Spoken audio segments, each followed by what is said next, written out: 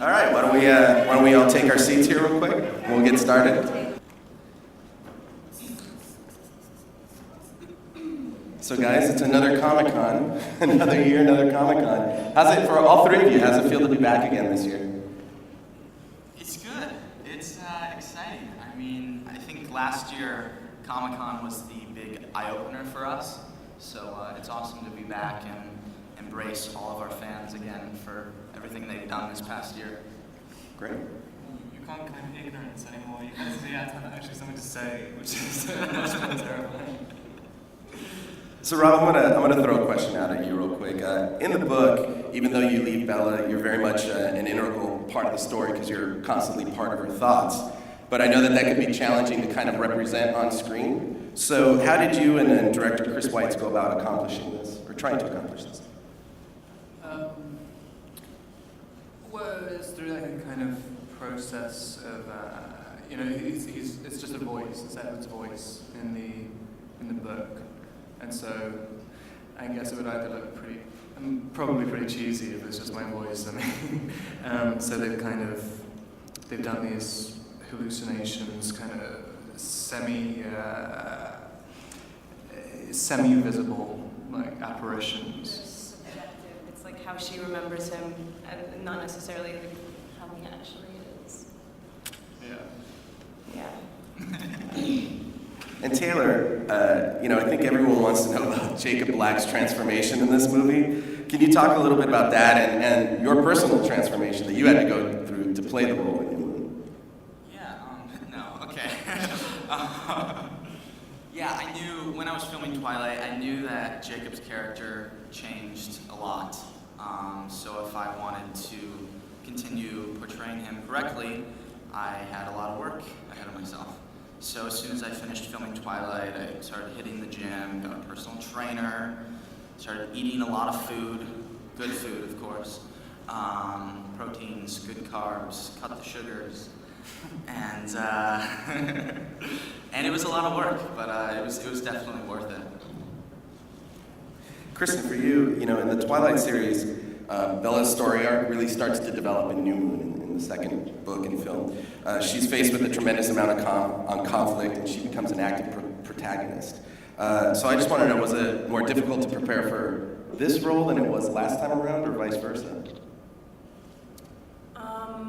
I wouldn't say that one was more difficult than the other. This is definitely it's a severely emotional movie. That's like not everybody knows that. That's the one big difference, is that this movie's not about discovery or like falling in love, which is sort of just it's an intense emotion, but this is like low, and there are high points for her too. I mean, she's like a manic depressive basically, and to have a character that's able to pull her out of that is, it's a hefty feat, which I think he pulled off. But for me, like, I don't know, that there was no difference. There was no difference. It was just sort of a heavier. There's just more to think about. It's a more mature part. She's strictly because she's older. She has more to deal with. That's it. Okay. All right. Well, why don't we open it up to the audience for some questions? I think Chet and Shannon are going to be running around and directing you guys to the mics. So. Hi, Sandy Cohen from Associated Press. Can you talk a little bit about how your lives have changed since we saw you here last summer? I don't know. I'd like to think that I haven't changed that much. I mean, within myself, I think I've changed. I guess when I'm walking around the street, I look down a lot more often.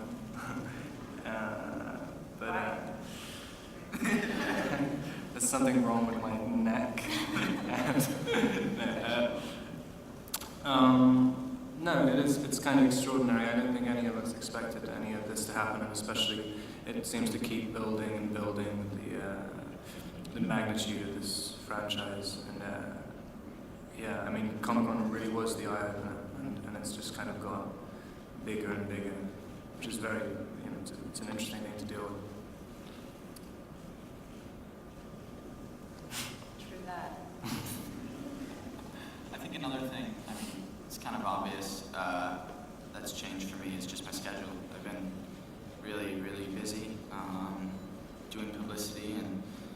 working on other things, and but yeah, it's crazy. None of us saw it coming, and past year has definitely been a ride for all of us. I cut my hair off. Yeah. Okay, next question.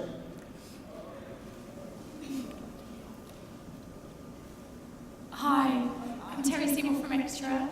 Robert, I just wanted to ask you, the amazing journey you've been on, you've seen the fans outside today, all waiting for you guys. What would you say have been the highs and the lows? Well, this is definitely a high. I mean, there's only been like a couple of images from the movie that have been released, and they've all been received, like, you know, really well. That's it. So I'm really excited for people to see some of it. It's a little overwhelming to have so many people here, but I guess it's a good thing. So. I think it's awesome because this is our opportunity to come out and thank our fans for everything they've done for us in Twilight, and we get to embrace them again. We're so thankful for them. So it's awesome that we get to see them all waiting for us again a year later with the same, if not actually definitely more amount of passion and dedication.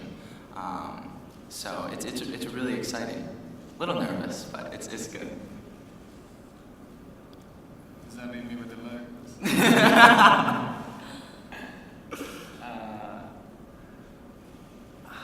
don't know. I mean, I still think it's still so young to me anyway that I can't really claim anything to be a low. I mean, I pretty much live an almost identical life, apart from being recognized. So I don't, and it's not exactly the worst thing in the world. Did you manage to get anything normal done? So what was that? With all of the attention and all the paparazzi following you, how do you manage to get anything normal done, like in everyday life? I never did anything normal anyway. And I just get other people to do it now.